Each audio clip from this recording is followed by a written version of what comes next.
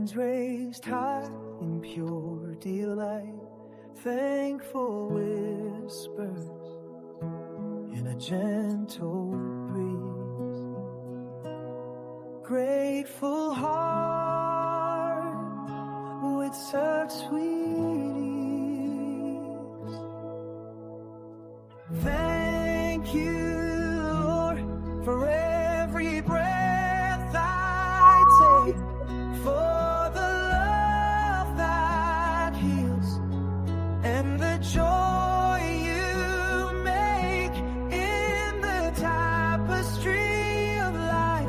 I see your grace,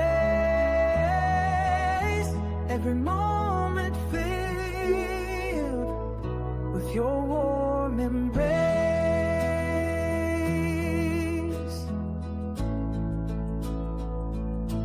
Through valleys deep and mountains high, your faith a beacon in the sky.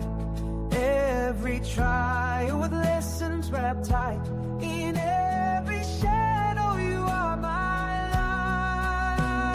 light. Thank you, Lord,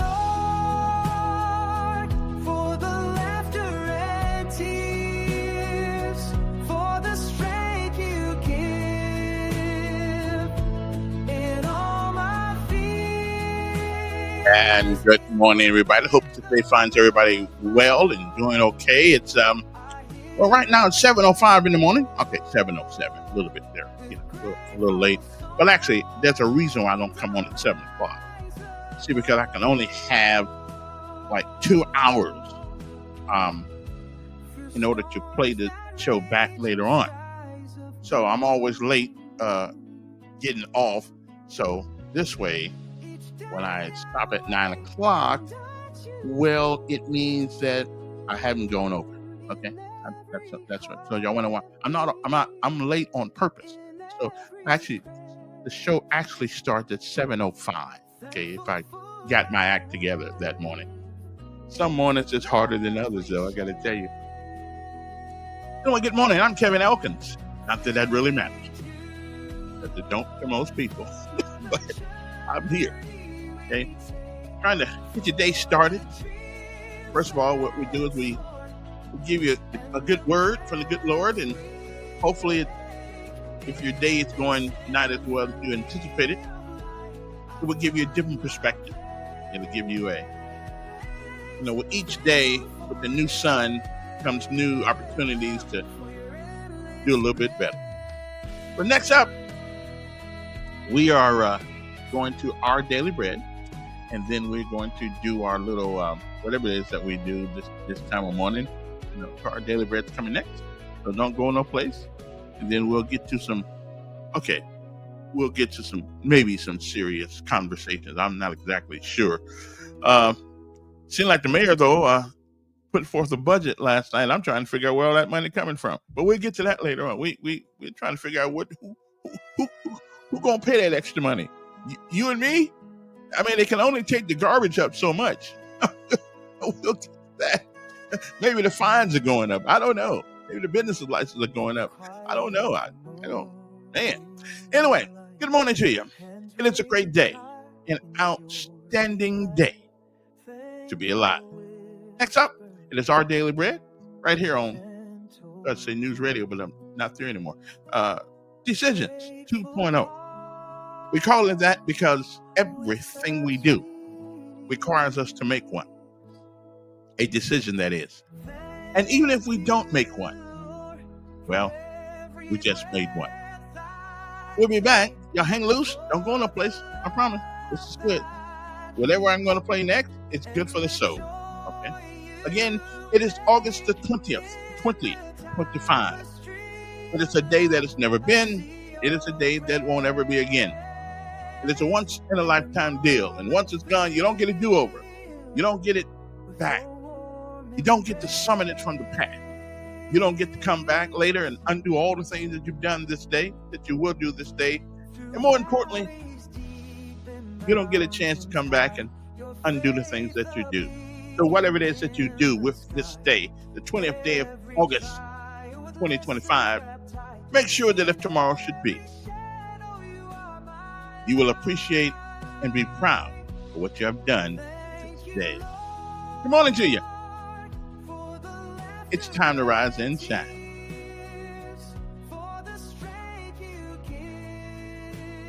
We'll be back.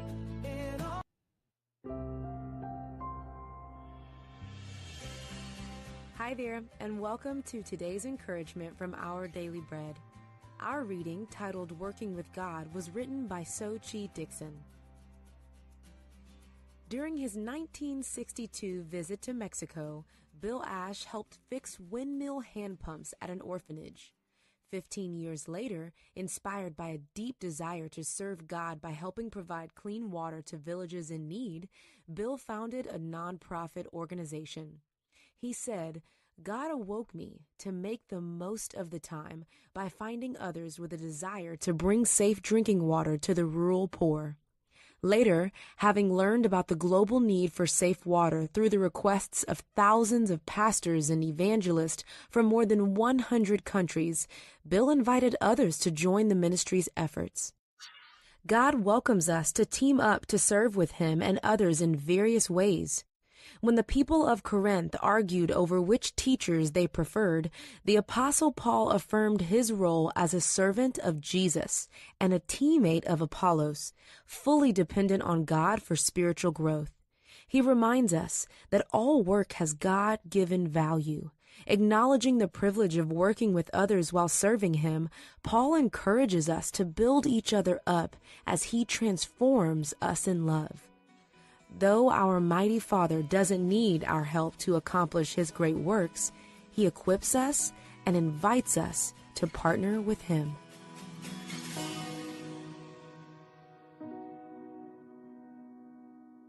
Today's Our Daily Bread devotional scripture reading is from 1 Corinthians chapter 3, verses 1 through 9.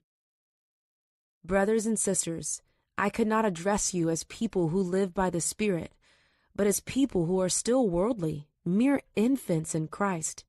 I gave you milk, not solid food, for you were not yet ready for it. Indeed, you are still not ready. You are still worldly. For since there is jealousy and quarreling among you, are you not worldly? Are you not acting like mere humans? For when one says, I follow Paul, and another, I follow Apollos, are you not mere human beings? What, after all, is Apollos? And what is Paul? Only servants, through whom you came to believe, as the Lord has assigned to each task. I planted the seed, Apollos watered it, but God has been making it grow. So neither the one who plants nor the one who waters is anything but only God, who makes things grow. The one who plants and the one who waters have one purpose, and they will each be rewarded according to their own labor. For we are co-workers in God's service. You are God's field, God's building.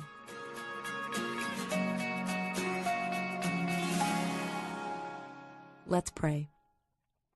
Dear God, some of us are called to do big things for you that receive great recognition, but most of us are called to do ordinary, everyday things. In whatever you have called us to today, help us to do our jobs well and to give you all of the glory.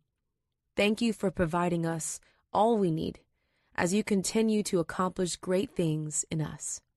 Thank you, Father. It's in Jesus' name we pray. Amen.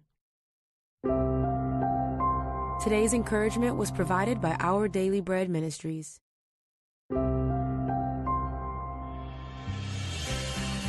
Hi there, and welcome to today's encouragement from Our Daily Bread.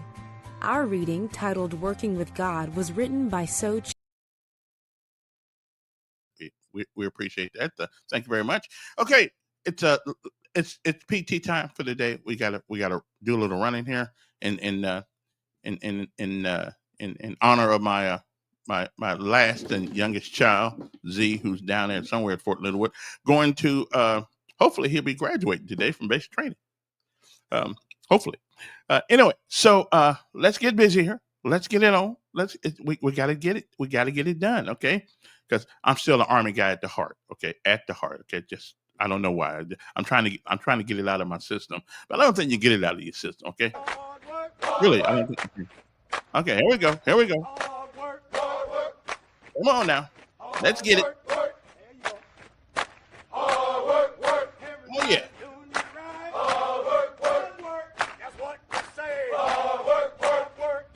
All right, since Z's got to do pink for this one, I guess I will too. Let's see if I can get out.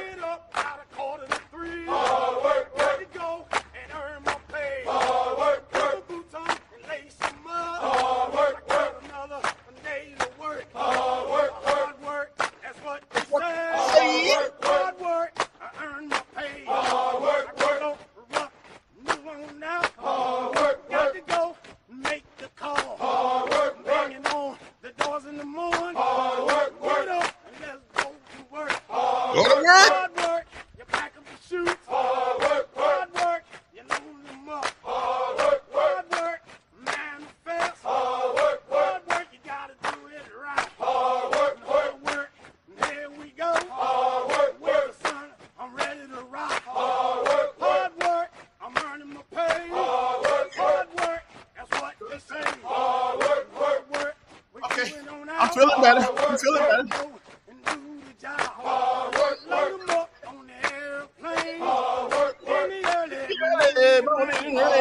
Hard work, that's what they say. Hard work, let me hear. Hard work, turn it up. Hard work, fire up. Everybody on the plane. Gotta sit 'em on down. Hard work, the engines are on. Hard work, the mission is go. Hard work, that's what they say. Hard work, I do it for play. Hard work, I earn my pay. Okay. That's enough. That's enough hard work. I'm glad today is Wednesday. Tomorrow's like my Friday. I don't work on Fridays anymore. I just don't do it. I have earned Fridays off for working all these years. So Fridays, unless I'm truly broke, and then I'll have to go to work. Whew. Well, I tell you what, that PT is something else in the morning. Anyway, and now we pay homage to all of our armed forces of these United States of America: Army, Navy, Air Force, Marines, Coast Guard, and Space Force. Because somewhere in the world, our young men and women, regardless of what, like Alan said yesterday, regardless of what you may think, we live in America. And America, for all of its faults, and it has plenty, I still consider us the best country I've ever lived in. Now, I've lived in a couple, but I find this one to be where the most promise is. Oh, again, I tell people we are a great country, but we nowhere near a perfect one. So our job is to, well, it is to make it better. And it won't ever get perfect, which will give us always something to fix. Our job is to fix it.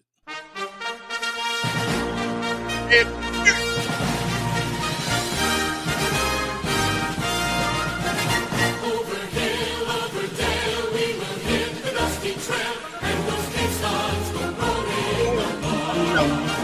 In and out, hear them shout, counter marching all about, and those kickstarts go rolling along.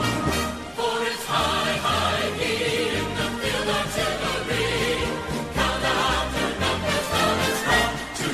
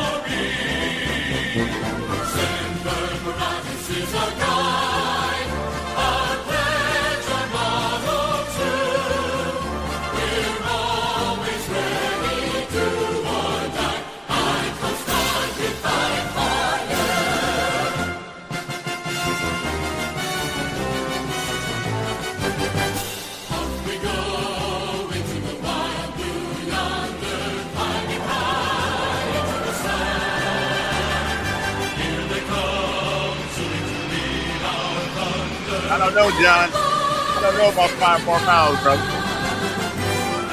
I'll put one more in there, maybe.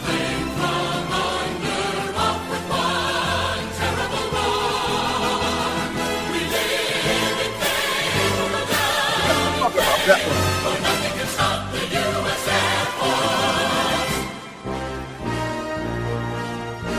And of course, last but certainly not least, as we do live in an airport town, the United States Airport. Good morning, Maxwell and Gunner. It's time to rise inside. And to those young officers out there who are in NCOs who are trying to become sailors and be airmen, good luck.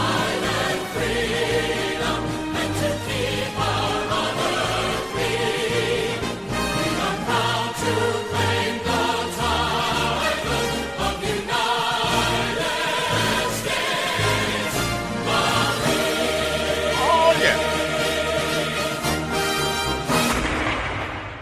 Woo! Okay. All right.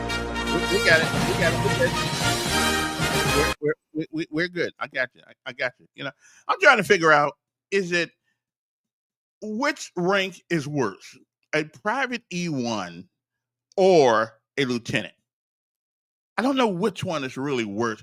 I think being a private E1, you could pretty much get away with doing anything mischievous. You know, you can mess up, but a lieutenant, I don't know. I guess they expect a lot out of you, when you wear the bar, even though it's a little butterball. But they'll rank me. So we but if I had to do it again, I will tell you this much. If I had to do it again, if my son gets an opportunity to become an officer, which he's thinking about it, going to school to do that, yeah, take that road, because being a private is tough. It is. It's tough. You don't get no respect. You know what I'm saying? You're on the bottom of everything. But you can mess up and every once in a while and get some reprieve from it, from the boys. But anyway, good morning to you all, you guys out there. How's everybody doing? How is everybody doing this morning? Just leave me a message in the comment line. Don't forget to share. Don't forget. I keep to forget to tell people this. I think you got to share and like, or whatever the case may be. But help me out there. Help me. I'm trying to. Okay. See there. Look at there. No, but his aunt and mom went. Okay.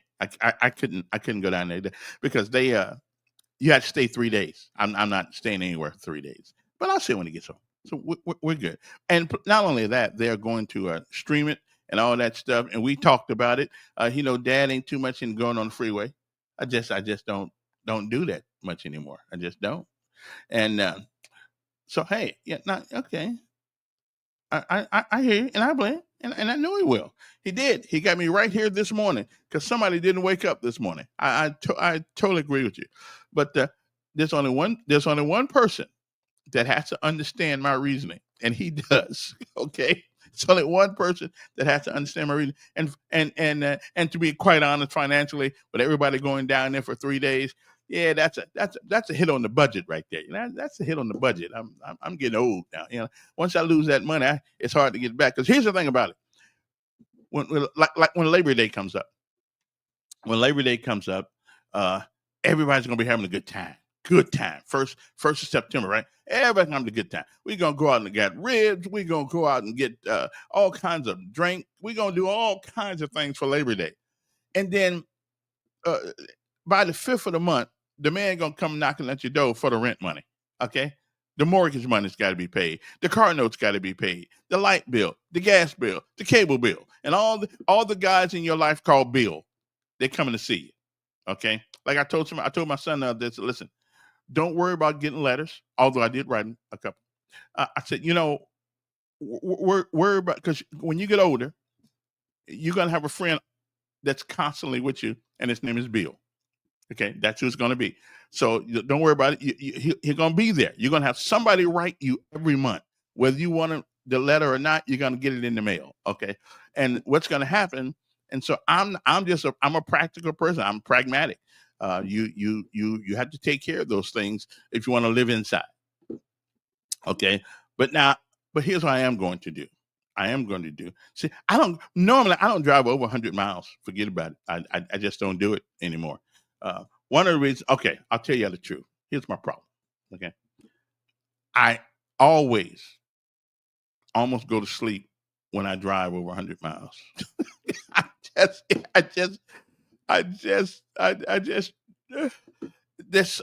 got some kind of, I don't know what I got, but I actually be falling asleep at the wheel, and I've taken what do you call this pill thing you're supposed to take, whatever it is, this stuff is supposed to keep you awake and all this. It don't work for me. It just don't. So okay. See, I don't want to put my business out there. Okay, I just want to do that. And if I go over 100 miles, you may find me on the side of the road. Okay, or you may read about me in the newspaper because I killed somebody, or somebody that killed me because I went on the other side of the road. Okay. Oh man, look at. So listen. Do you want me to kill myself? Okay. As a matter of fact, it was worse than that. I used to go to Prattville and fall asleep. Okay. So I just listen. I don't know what it is. I've gotten older, and I don't have the traditional illnesses and stuff that older people have. But I do got some particular issues when it comes to driving. I just can't do it. I mean, in town I can do it because you know what? There's no place in this town where it takes me over like 10, 15 minutes to get to. Okay. Now, am I the only person? Okay. Yes, Z has done over 1 million push-ups, and he's probably gonna give it. Yeah, he's gonna give me a WWF. Well, listen, I may deserve it, but he knows that there are very few things in my life. I'm talking about very few things in my life. I can put them all on one hand that are more important. That he is on the top of the list. So. That I care about, but I don't care so much that I kill myself. Okay. I mean, I'd go in harm's way for him, but I don't want to put myself in harm's way. Okay, I'm just saying that's just what it is. I can't. Driving makes me sleepy. I'm just telling you that's just what it is. Okay, that's what it is. So I don't want to tell you all my business because then y'all think I'm a wuss. Okay, and it's happened a long time. And because I'm a guy who drove from Seattle or Tacoma, Washington to Fort Bragg twice, all by myself. Took me 4.5 days, 2,800 miles, I think, or 2,400 miles. I drove all by myself through the mountains of Montana to Yakima, Washington. I mean, I did a lot of driving because I got stationed at Bragg with the 82nd, and then I turned around and when I left there, went to Germany, came back, and then got stationed back up in Fort Lewis, as a matter of fact, at Fort Lewis. It's called something else now, Joint Base Lewis McChord, I think is what it's called.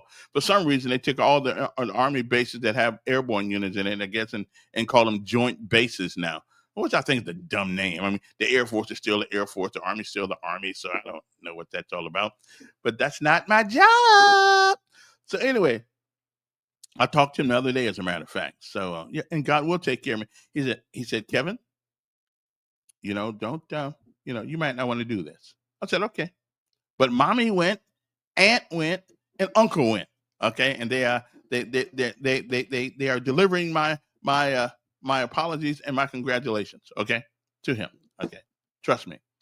But I am gonna go get him.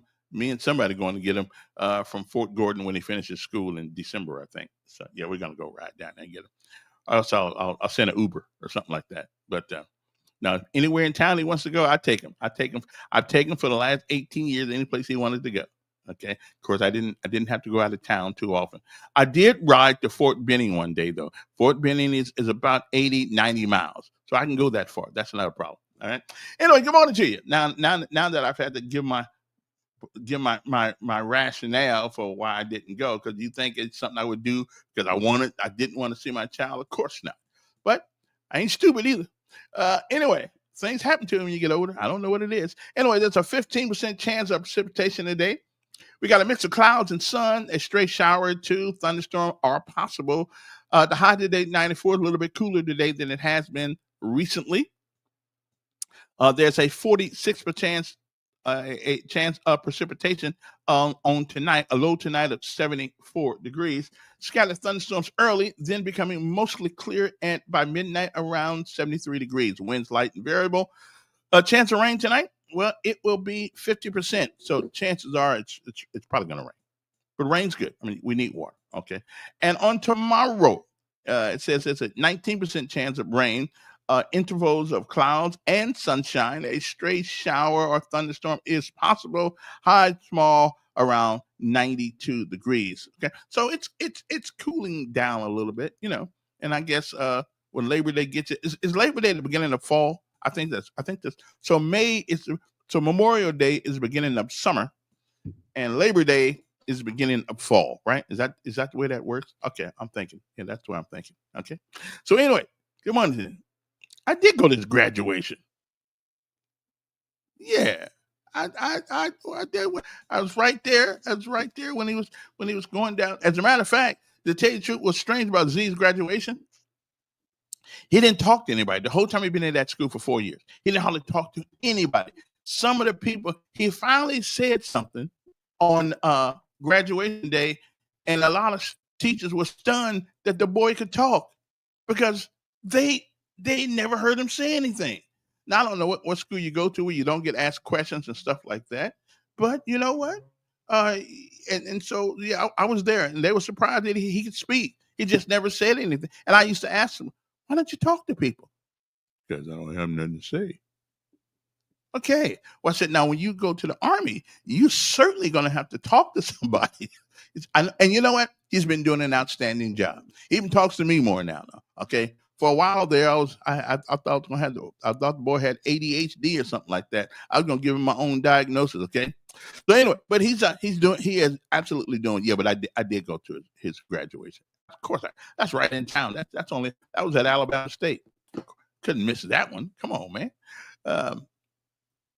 So anyway, but he understands the dad is got some issues, So I mean, everybody's dad got issues. Okay, what are your issues? Okay, Big C, you got some issues, right? Everybody got issues. Okay, yeah, that's not true. I did. Okay, I did go to his thing. Okay, I'm just saying. So if you want to call and get on me or something like that, you can. It don't really bother me. But if you want to call the show, or you got something to say, or you want to, because I think they're down. I think they're in they are in down on base right now. I'm hoping they are listening to the show, and y'all want to call up and write up here and says congratulations, Z. You can do it. He'll see it on the screen, and everybody will he'll know that y'all are y'all dogging me. That's okay, but he'll understand. Okay, but that's all right. I will, if y'all wanted to say congratulations to PFCZ, you can do that. All right, he really is a great kid. I mean, he is just a great kid. I don't know what genes those are. I mean, it's mama genes or something. I don't know. It wouldn't really my gene. I wouldn't as good a kid as he is. I really wouldn't. I would just like I was. But and I would tell you why. Besides, we took him to church all the time. But besides that, I think that the biggest, and I keep bringing it up, the biggest issue in our communities is the lack of not fathers, but dads. I think a kid would rather have a raggedy dad than no dad at all. I'm proof of that. I'm proof. I'm not the world's greatest father. I'm not the greatest dad. Father is a biological process that you the good Lord gave you the ability to make a baby, or at least to participate in the process. But being a dad, that relationship, that's all on you. That's you. You have to initiate that relationship with your child. Yeah. And the guy told me, one of our local politicians told me, he said, the biggest problem between black fathers, it seems, and white fathers. He said, white fathers try very hard to stay in their children's lives that they love. They try very hard. Is that some of our black fathers just walk away. They just walk away by the thousands. And we ain't talking about a couple of them, by the thousands. And I was a victim of that. It still makes me mad now. Old as I am now, it still makes me mad. My dad never spent much time. My father never spent much time. As a matter of fact, I only saw him one time. I saw him one time in my whole life, and I've been ticked ever since. I mean, I don't even know what his voice sounds like. What did his voice sound like? 'Cause I was really young. But anyway, but then again, then another guy. I read a motivation speech by a guy talking about fathers. So why do fathers walk away from their children? He said, because often it is because they've been walked away from, and they don't really have. They're embarrassed. They're unprepared to be dads. And that may be so, but I think everybody's unprepared to be dads. I mean, I don't think there's a book like Raising Kids. There's not a book to tell you how to be a dad. But does anybody know there's only one thing you need? Only one thing you need to be a dad. And so I think everybody knows what it is. There's only one thing. Can anybody tell me what that one thing? You only need one thing. You don't need a PhD. You don't need money. You don't need a big car. You don't need a big house. You don't need to wear the fanciest clothes. You don't even need you okay, besides a job. But if you have this one thing, you'll get a job. Okay. But there's only one thing and this is what I've learned. You need one thing to be a good dad. And maybe there's where we lack in our communities, because people have never shown it to some of these kids. So they grow up, be young men, and then they don't get it either. And they don't give it either. Anybody know what the one thing is? Come on, I know you. Everybody knows what the one thing is. There's only one thing you need to be a good dad. Okay? Only one thing. That's it. Okay? In some cases, dad stands for dumbass dude. Hey, maybe not really, not really. But they've never learned how about this one thing that you need to be a good dad. Okay, moving right along. If y'all can tell me, y'all just tell me. Okay. What I'm gonna write that down. What is the one thing? Let me write this down. You need to be a good, okay, DAD. Okay.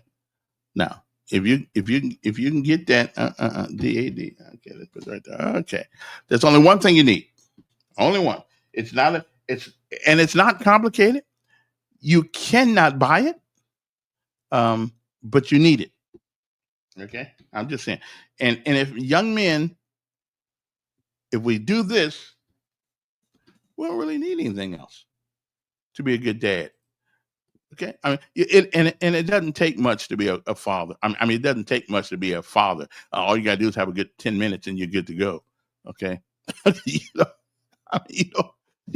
to be a dad, well, that's a different ball game. They're different, that's a different ball game. And I had to learn this the hard way. I mean, I never had it.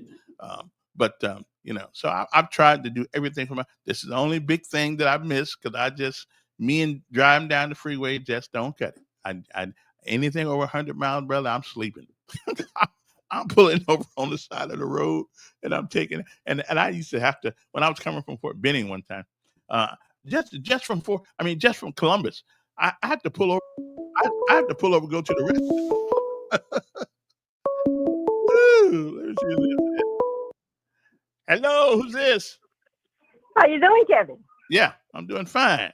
How you? I'm doing fine. Listen, I was just calling to tell you, congratulations graduating from his 6 weeks of basic training. Mm-hmm. And you should be proud of being his father, because you raised a young man to go off to school, graduate, didn't shoot nobody, didn't cause you no headache. Nope. You did a good rearing of this child and your children, because they ain't been in jail. They ain't went around causing chaos in the community. So don't try to justify one thing out of his whole 18 years of his life that you're not going to be able to make it to. Because when my son graduated from the basic training, Mhm. I couldn't make it to that particular ceremony, but I did make it to the other ones where he became a sergeant, where he became a recruiter, where he became Okay. other things. So you'll get a chance to Yeah. make it to other things. Don't let nobody play you down for what you've done for your son. You and I, we don't get along very well. Not too. No. But I hate to see when people put a father down that has been in that child's life, and that child has proven to be something and trying to be something, and you trying to keep your standard up, because we can't go to everything where you're working. Yeah, that's But- true. That's And I true. hate to see people try to demean you for that. Well, you That's expect, just I mean, ain't right. yeah, I mean, you expect that because you're in public. So I understand what everybody said because Yeah.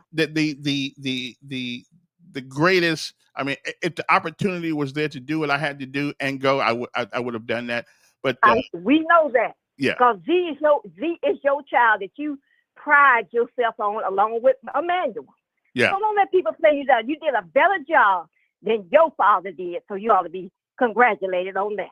well, I appreciate that. Now you and I don't have too many nice words for each other, but I appreciate. Joe, don't. I, But I hate to see when people put people down as trying to make it doing something with their children. Now, what Mr. C and the rest of us do now is go out in the street and try to stop these. Every time we step out our door, somebody shoot and try to kill somebody. ain't that the truth? Talk to those fathers. Yeah, that's right. Thank you. All right. Hey, appreciate it. I appreciate it. I mean, and that's coming from a lib, from a Democrat, Anyway,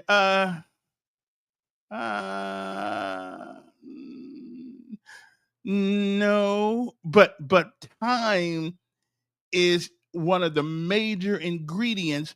But if you have this one thing, you will come up with the time. And somebody put up it. That's right. All you need to be a good dad is to love your child. It makes you do things that you didn't know you could do. You weren't aware that you had in you. It makes you do things that it makes you put that child a priority. Okay. You finally learn how to give more yourself than you want from everybody else. Okay. And it's love. You need love for your child. Regina, I appreciate you saying it because that's exactly right. Because that's why people who don't have anything, or people were able to raise 5 and 6 and 7, 8, 9, 10, 11, 12 kids sometimes, all they had was love of their kids and each other. Now, I personally don't want 18 times to have to give that love. I'm gonna let y'all have the big family. Woo, that is a lot of kids. I met somebody a couple months ago that had 17 brothers and sisters. I mean, did the woman ever get out of bed? Did the man just keep her pregnant all the time? Man, come on. A woman got to love you, or she got to be awfully bored to have 17 children by you. I mean, my Lord. But time is an important ingredient as part of that love. Okay? I'm just telling you. Now, I do have something that I want to talk about today. First of all, the mayor put a budget up, a big budget up. As a matter of fact, the biggest budget the city of Montgomery has ever had, $336 million, somewhere like that. I'm just trying to find out where the money's coming from. I mean, where is the money? And there's only one way. Government does not print money. Okay, ladies and gentlemen, the government don't print money. There's only one way to raise more money in the city. Does anybody know how to do it? Okay, there's only one way to do it. There are no secrets to this. There are no hidden bank any place. You can't dig it up. You can't. There's only one way to do it, and I'm trying to figure out which way they are going to do it. I mean, I understand the city needs money, and if they will allow us to have the commuter tax like everybody around us, and I asked the mayor of that, why don't we sue these people? If Auburn can have it, Tuskegee can have it, I believe Phoenix City has it. There are a lot of cities around here that has it. And listen, I don't want to tax people to death. I don't. But we keep wanting more and more and more and more from our government officials. Well, in America, that comes with a price. Okay, to get garbage picked up, we always whining about how the roads are and listen, my understanding, it costs $500,000 to pave a half a mile of road. So it's a lot of money, and you cannot do it. You cannot do it without funds. But there's only one way that the city can raise that kind of money. And you know what that way is? Look in the mirror. Yeah, you and me. Well, that's only one way to raise that money. Next time I talk to the mayor, we're going to talk about this, because I didn't know this was coming till yesterday. Okay, so are you? Here's what we have to ask ourselves in Montgomery. Are we willing to pay the cost to be the boss? Okay, that's what we need. Are we willing to? We can't whine all the time about the things we don't have if we are not willing to pay for them. Okay, you just can't. So, but the question is, where's the money coming from? Now, I've often said that we need a sugar tax. Okay, and a sugar tax is a tax on things that are sweet, because we really don't need it. I mean, nobody needs. Oh, SUGAR. TAX. That's what we need. We need a sugar tax, okay, and a beer tax and a liquor tax. We already got enough tax on the gas, okay. After a while, I won't be able to put no gas in my car, okay. This is what we need. RAI, MONEY. Okay. See, this is what we need. So, because money doesn't come out of the sky. Somebody has to raise the money. And I know I'm not for taxes either, but you know what? We got to pay them. We're going to pay them. Alabama Power decides to go up all the time.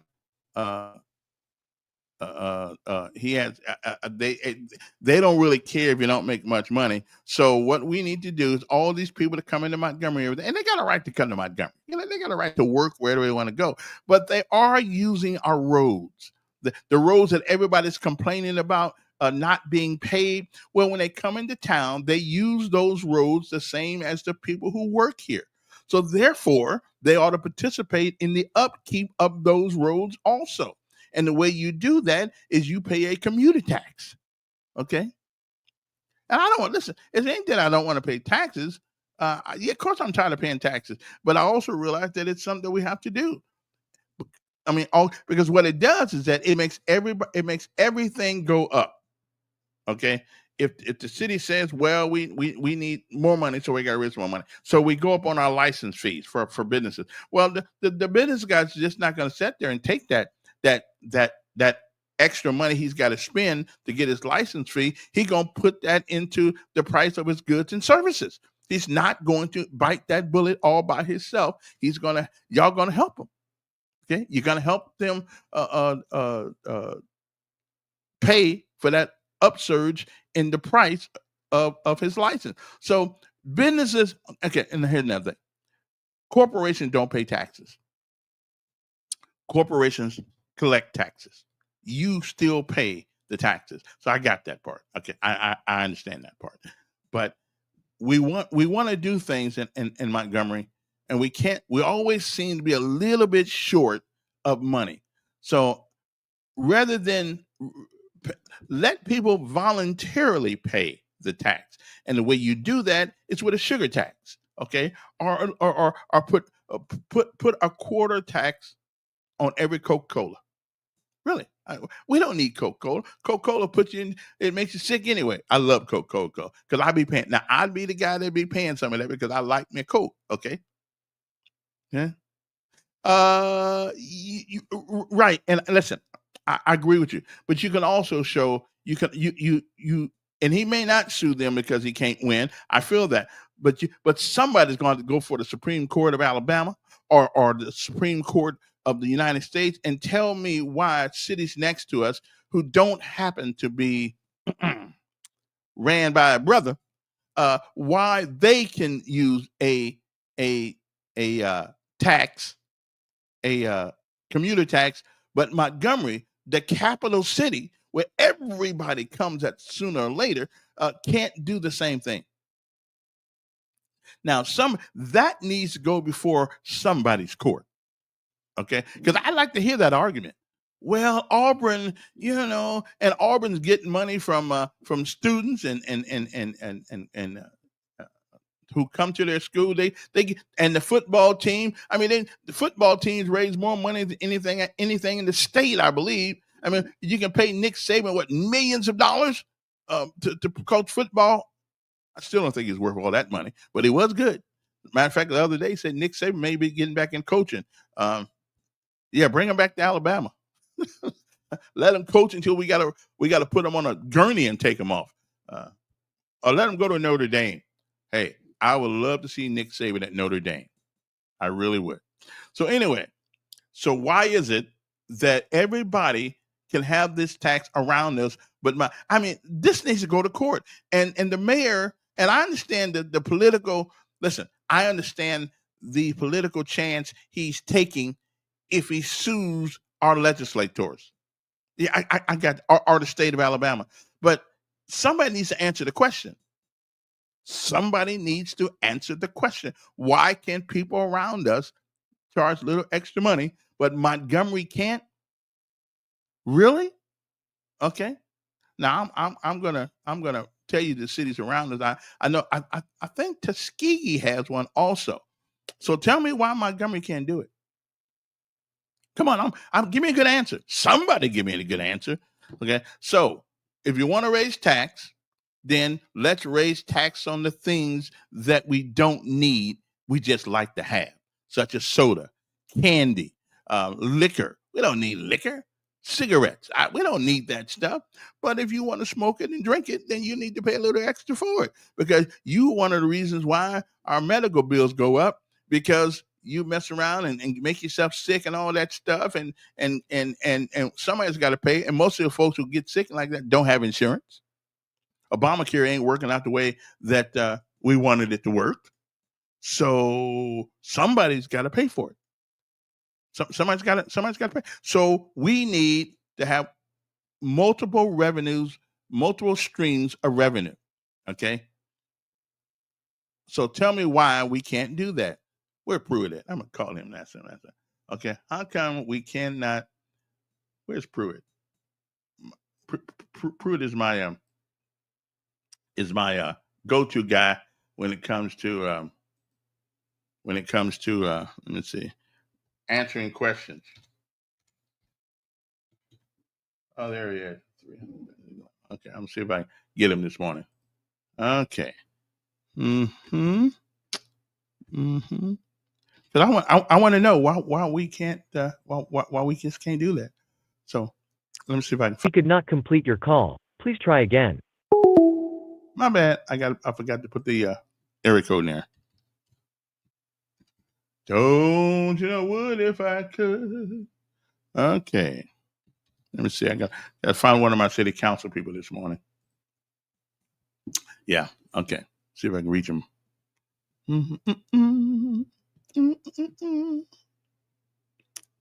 Well, I know it's early, but he ought to be out there working this time. Okay. Yep. Of course, he probably knows it's me calling, so he probably won't answer. But somebody, okay, maybe I'll call Calhoun. Okay.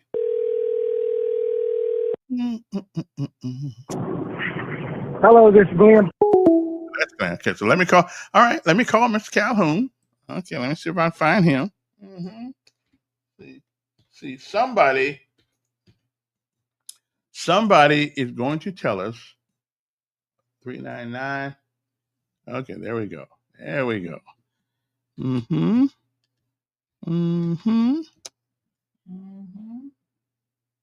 Okay, let me see. I got them up here somewhere. Let me see. Well, I had them up there anyway. Okay, there we go. I'm going to wake him up. I know he's probably still asleep because when you're making the big dollars, when you're making the big dollars, you don't have time to be getting out of bed this early in the morning. Let me see here now. Okay. Okay, I gotta ask. See, this is what you call reaching out to your representatives. Okay, this is what I'm doing. I'm reaching out. So he a soldier, so he ought to be up by now.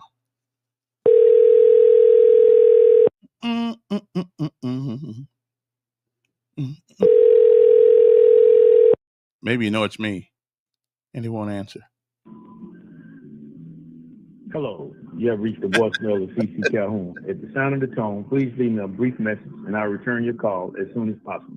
Thank you and have a blessed day. Bye-bye. Mr. Calhoun, this is Kevin Elkins, extraordinaire, with Decisions 2.0 podcast, and we're calling you live on the air right now. We hear that y'all need to raise more money for more taxes.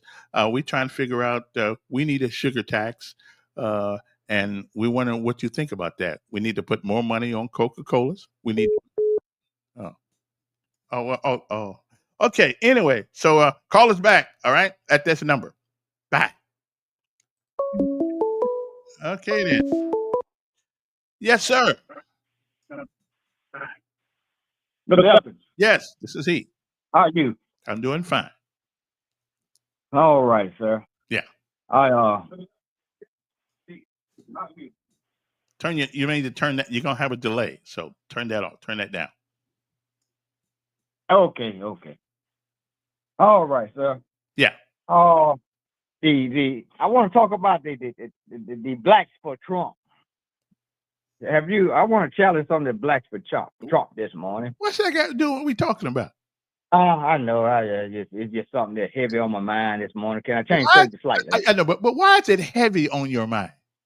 It ain't heavy you. on my mind. Wait a minute, it ain't you voting for Trump. So why is it heavy on your mind? I'm talking about what's going on is heavy on my mind about your president, the blacks for Trump, support this individual. Okay. First of all, when he first got in there, everything black, even the car. I heard he wanted to do something, change the color of black tires on the car because they were black. But everything woke and DEI and all this mess he been singing. But my point is, lately he been reinstalling the Confederate monument. What you think about that one? First of all, don't bother me. I'm not a Confederate. Okay. Secondly, see, you Southern people are the only people that keep whining about. That ain't where I'm going. With that. Well, where you going then? No, you listen to me. See here, listen to me for a minute. This where I'm going somewhere else. This thing right here.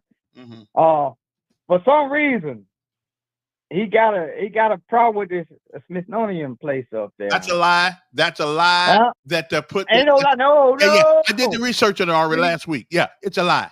Hold it now. No, you hadn't heard what he said yesterday? Oh, what did he say yesterday? Okay. You hadn't heard it? Well, I hadn't heard, but I did research on last week. Yeah. They lied. He said, he ain't no lying on him. Trump said he wants to review this thing. He got lawyers to review that all this woke stuff in the Smithsonian place. Okay. And Okay. All right, that's a start. Okay. In other words, he wants to whitewash out the black history, sir. That's not true. That is not true. Put it up. I already looked at it. Listen, what Trump Here's what he said. Okay. He said, they talk about how bad slavery is. He wants to change all that because, they trying to make the United States look bad, talking about how bad slavery was, he said. But he wants to do away with the history, but at the same time, this guy wants to put back up the damn Confederate monument. Talk to me. You don't believe he's on this thing heavily? You don't believe it? Put it up. I could care less. I don't have to tell you. Yeah, I could care less. Read it for yourself. It's been all in the news for the last 2 or 3 weeks. I know, because talking about he wants to go in there and change it. Because when what he is saying, and in principle, I agree. I agree What? with what Agree he's with what? trying to do. What he's trying to do. Listen, What are you trying to do, we- Kevin? You we- don't even know what the hell we're talking about, so how you can comment on it right now? yeah, I do. I know what we're talking about because I did. You need to read it first. Read what the hell he's talking about doing. This guy wants to take away all the black history, take away That is all not- the names or anything That black is attached to it. not true. But you sound like a Democrat, and so I understand that. What the man said is that, and I understand what he's saying. If you tell the truth, it sets on its own. But they're trying to act. But what the liberals want to do is make it seem as though nothing in history is told correctly. You cannot undo the past, no matter what we try. There you go. That's what he's trying to do. No. This guy says No, we've been he adding. attacked We've been slavery. adding. No. We've been adding. We've been adding stuff to it. Okay, we've been adding stuff to Yeah. it. First, the word racism. Let's take the word racism. What does that mean to you? What does it mean to me? What does it mean to you? Racism? Yeah. Well, what context you talking? Oh, wait a minute. Hold, let me get. Wait. Hold. Let me get back to you. Hold. Hang on there, Marty. Hold on. Say that again. Something happened. What context are you speaking of, though? I mean, what to you define racism? What Trump's doing right now? Okay. See, that's when it what comes to and on him. and Okay, what you're saying. Wait. What you're saying is what I he. should have. What he's. Hold up, Kevin, for a second. Yeah. I apologize because Yeah. you don't know what the hell I'm talking about. So No. we talking about subject matter. You're not even familiar with But- subject well, matter right now. okay, So last I'm gonna give you a chance to. Can I call back later on when, Okay, when yeah, you give me a come back chance to later. read what the hell he's talking about? Yeah. Huh? Yeah. Call back later because I went to this last. I'm gonna call you back later when you read it. Read what the hell this guy. I'm gonna text Okay. it to you. Okay. Oh, well, yeah. So Send it to my. Trump got a hard on to. Wait. Send I it don't to know my. whether somebody took one of his white girlfriends in the past when they were young or something, but hell, he got a hard on for black folks for some reason. Damn. Listen, send it to my messenger All right. on Facebook. Okay. All right. Now. I don't do Facebook. I'm gonna text it to you. Okay. Well, text it to me. That's fine. All All right. right. All right. Okay. Then let me see if what Marty got here. Marty, Hey, how's it going? I'm doing fine. Hey, look, Kevin, the last caller was correct. Okay. You know, and I say that because it did happen in Virginia. It's in Virginia where he wanted to go and put money back and uplift that Confederate statue Mhm. and all. And yet, you know, he's considering other acts of pride, DEI. But what do you call that? You know, and then he wants to control, these colleges and their curriculum. That's right out of Hitler's book. Hitler did that before he took over Germany. He did that with a lot of the colleges. He wanted to put in propaganda of what he wanted to do. And you remember? I don't know if you remember. And you really don't think that the other side is putting out propaganda too? No, I think the other side is allowing people to think for themselves. Okay. All right. Okay. It's allowing people to think for themselves. When you go to college, you're supposed to be an independent, curious intellectual. You can't go there with a preconceived notion. That's what makes you ignorant. Because if you go in there with a closed mind does not get fed. If you hold out your hand, Kevin, wide open, you can gather a whole lot. But if you got a closed fist, you can't get anything. So and what he wants you to do is go in there with a closed fist, closed mind, where you can't get anything, only what you got and what you was fed. And that's the problem with the South. Well, let me ask you a question. And again, I'm just asking the question because Sure. because you guys in the South have a different perspective on America than most folks from up. The guys with the South, Kevin, I'm an American who's traveling. You're a Southerner. Yeah, but you can't. Yes, I am. And but you can't put Southerners, Kevin. You can't put Southerners in a bag of deplorables, figuratively speaking, because we're well traveled, Kevin. Of course, me and my. But you guys Kevin, have a unique perspective. You guys have a unique perspective because of the history of the South on just about anything that has to do with anything when it comes to black and white relationships. So no, Kevin. Yeah, Kevin. Yeah. What it is that we have a perspective on different things because the South happens to be the place where a lot of atrocities was committed, as well as the North as well. Mm-hmm. But the South, you cannot deny history because it makes you uncomfortable. You can't do that. And you can't assume that everybody in the South thinks the same way, Kevin. And you can't cannot think that- assume, right? And you cannot assume, and this is what happens with us in America often. We cannot assume that everybody who was not black was somehow a deplorable person. That somehow, Kevin, what make you, Kevin? 'Cause That's another thing. That's where y'all Kevin, roll. Kevin, that's another thing. You don't know anything about every person. Absolutely My family not. is very diverse, Kevin. Yeah, We got all kinds of nationalities and ethnic groups in my family, as well as probably other families. Right. We don't all think that way, Kevin, but you want to assume that that's the case, and you do not have a clue on what people think as a black people in general. We're not monolithic. Well, you can't do that And with white folks either. Then you can't Kevin, say, of "Oh, white course, folks did this." Kevin, and all of folks did course, that. Kevin, of course, if we felt that way, we wouldn't have married them, Kevin. Who married? I got a lot of nieces and nephews Yeah. that are of mixed race, Kevin. Yeah. Just as well as a lot of your other people that are listening to you have families of mixed race. So what you're My telling me, grandfather- right, Kevin, what you're telling me is that we're not perfect people. Kevin, what? We're not perfect. Kevin, what I am telling you is that we are people, and yes, we are not perfect people, Kevin. You judge people like Martin Luther King by the content of their character. If it quacks like a duck, looks like a duck, act like a duck, it's a duck, and everything. And unfortunately, Donald Trump is a duck. Okay. Now, Kevin, I want to say this to you too. You can't assume that every Southerner thinks alike, because myself, I'm well traveled. I've been exposed since I was a kid, and I make sure my kids are that way. We don't think that way, Kevin. We got dictionaries, thesauruses. My kids, when they were growing up, they're in their 20s, they would ask me a question. You know what I would do? I would tell them to go research it for yourself. Define and a lot of us as parents, Kevin, racism. and a lot. Define racism. Kevin, What does racism mean? Say again? What does racism mean?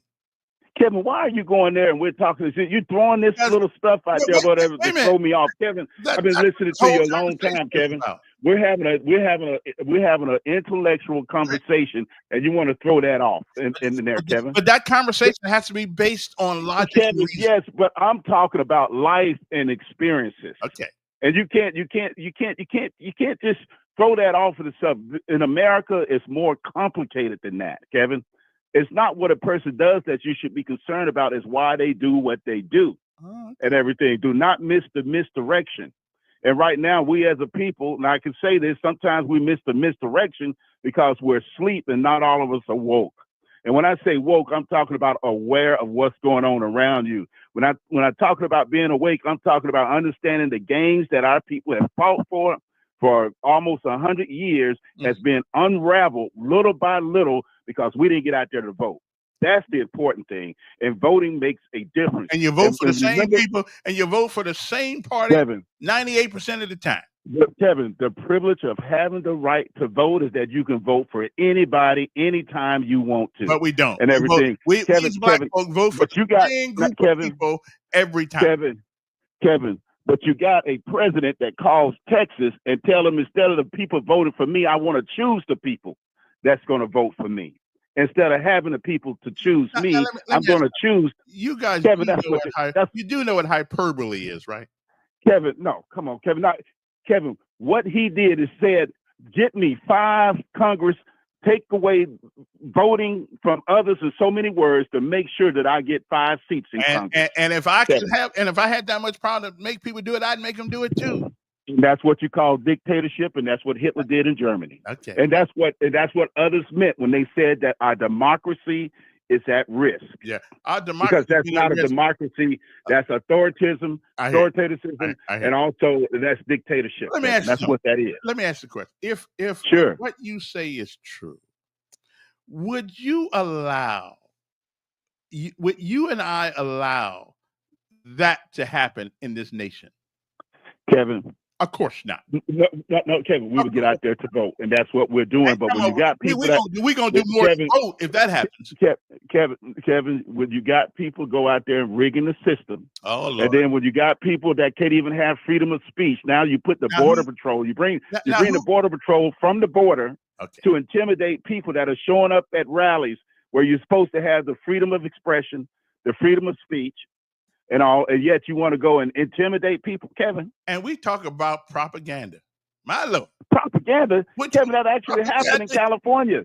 You had the United States Border Patrol Okay. hundreds of miles away from the border, Right. showing up at a press conference to intimidate people. Well, then where are To intimidate people of color. so the Border Patrol wants to intimidate people of color. Kevin, what I put it this way, Kevin, they wanted to intimidate the people that happened to show up at this rally, and they happened to take some Hispanics away in handcuffs. Okay. Let's put it that way. Well, and Okay, again, wasn't a white person that was taken away in handcuffs. All those people that they had there, and what they want to do, and I guarantee you this is going to happen too, Kevin. When voting getting ready to start and people getting ready to go to these polls, you're going to have the Border Patrol. You're going to have ISIS at these voting. If you voting are here illegal, you shouldn't be voting. Kevin, it's not about that. It's about intimidation. They're not going to be voting, Kevin, but anybody that's of color that may look like a foreigner, they're going to go and intimidate them, although they may even be citizens. Mm-hmm. They're going to go and intimidate them. And people don't want to go through that headache because they actually arrested American citizens. Heck, they arrested a doggone United States Marine and sent his tail to Jamaica, and later found out they arrested the wrong guy. Well, they did that in Texas. Mexico did that a few years ago with that Marine down in San Diego. So that ain't the first time that happened. Kevin, you had people. Kevin, you know exactly what I'm talking about. You sending hundreds of people to Ecuador, and they're not even from Ecuador, and come to find out several of those people were doggone either citizens or they had the right to be in the country. Uh-huh. You didn't see them arresting any white person from South Africa. And that's another thing. They're migrating these South Africans, these white South Africans, into this country under the false pretenses of that they're being ethically cleansed. Yeah. That's doggone ridiculous. They are doing that. But and then at the same time, you're sending people of color back over the border. Hey, listen, what does that look like? Again, when you say people of color, what does that mean? Black people, brown people. Everybody's got a color. Now, as intelligent as you are, you're going to ask me what racism means, but you're going to ask me what people of color mean. Everybody's got a color. Okay, Kevin. Black people, brown people. So what black folks people are standing back? Are they from Mexico? They brown or something like that? You saying Kevin, are you from Mexico? Are you from Africa? I ain't from Africa either. But I guarantee you, Kevin, if you mess around and get laryngitis and can't talk, and you happen to be on the street in D.C., they gonna snatch your tail up. You better hope you get your voice back, because you'll be in Zimbabwe somewhere, man. Hey, whatever. That'll be a free trip. Anyway, you see what I'm saying? Yeah. You see that? You understand what I'm saying? Yeah, I hear you. Listen, you're a Democrat. Okay, I know you do. You better try to get laryngitis, lockjaw, can't talk. I gotta go. Go snatch your. I gotta go. We're talking about propaganda here. Now, that was some of the best propaganda. Here's one thing I know about news.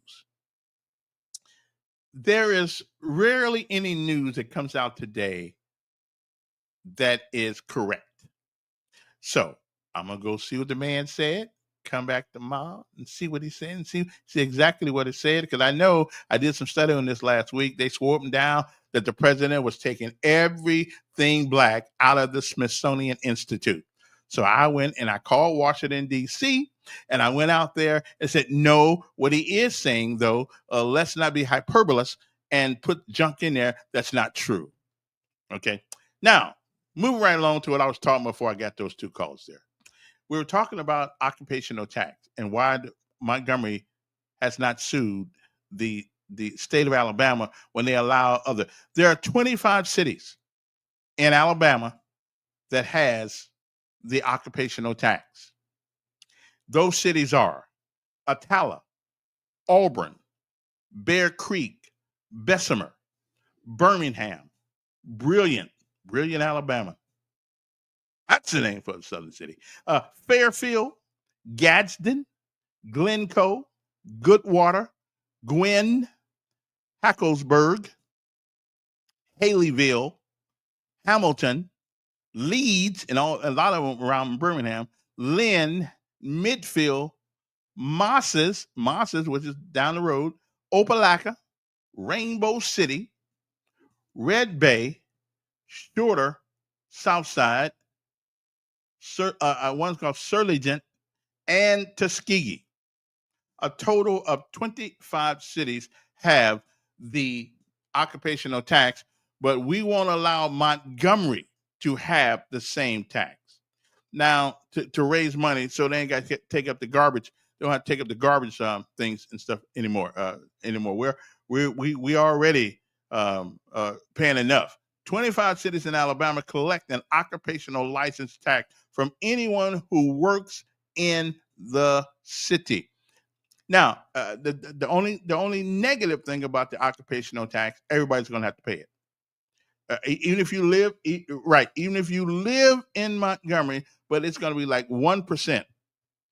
Well, I'm good. I'm good with that. So where now those people that come here, they use the streets, they use everything like we do. We use streets and everything, and they don't pay nothing for it.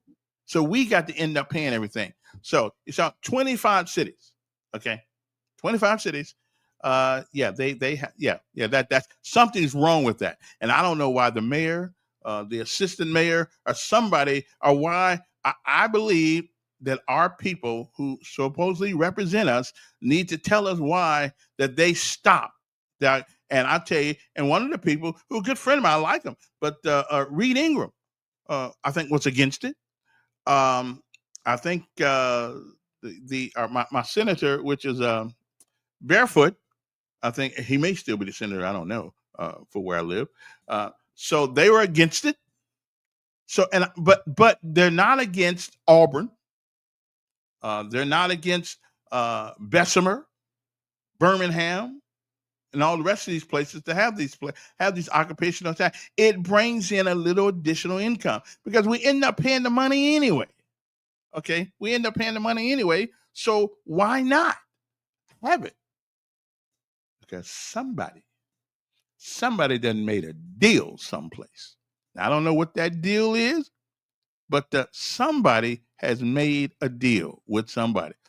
And what about the sugar tax? Hey, I'm all for it.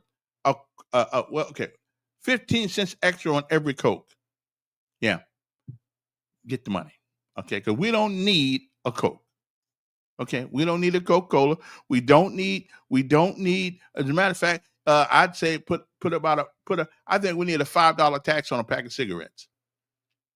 All it does is make people sick anyway. Okay, all it does is make people sick. So I'm just saying, why don't we just do that? Yeah, we don't need people don't need to smoke. I mean, smoking is not a need. Drinking is not a need. It's a habit, a bad one. And Coca-Cola is not a need because that's my weakness is Coca-Cola, although it's not as bad as it used to be. But so everybody's got an issue. So we need to tax them issues. And if not only that, we can help pay some of the medical bills of people who don't have the medical bill, who don't have the insurance to take care of the things that they get themselves into, because the rest of us have to take care of them. Okay, I'm just saying, So, okay, so you want to hear those names again? I'll put them. Wait a minute. I'll put them across the. Let's see if I can put all these names across the thing here. Let me see. Copy here. Let me see if I can put these right in here. I don't think I can get them in there though. But these are the cities. Okay, so these are the cities that. Okay, now where's that list at? That list is right down here someplace. Okay, there we go. All righty then. These are the cities that have and it's a couple more. There's about a couple more, but these are the main ones that have occupational taxes. That they get extra money. That if you work there, you're gonna pay a little extra change to the boys because that's what they want you to do. Okay, that's what they're gonna. That's what we do. So anyway, so don't tell us that there's nobody in Alabama that's doing what Montgomery has been asking to do. And I understand. I think that Mr. Ingram and all the folks who are against it need to tell us why. But like that, I mean, why? Okay, why it is that we don't want to call it. Matter of fact, what's Reed's number anyway? Let me see if he's up about. Let me find Reed. Let me see if I can find it's 8 o'clock. It's 8:21 in the morning. Hey, everybody ought to be up by now. Okay. Let me see if I oh, there he is right there. 399. Okay. There we go. Da, da, da, da. There we go right there. Okay. Let me see if I can get Mr. Reed on the phone this morning because I'm a nice guy. I call everybody. Okay.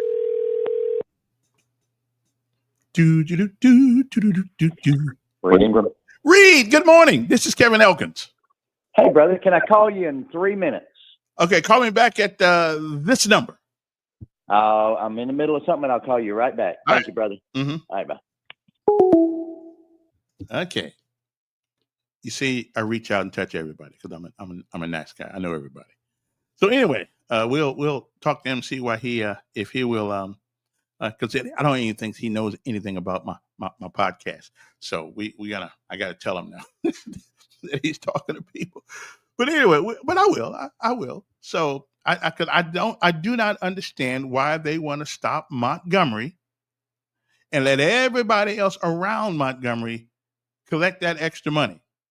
But yet and still, every time we want to raise money for the budget, it costs us money. Only the people that live here, but the people who make a living here and live elsewhere, it helps their town. Which listen, people have a right to live where they want to live. I don't have a problem with that.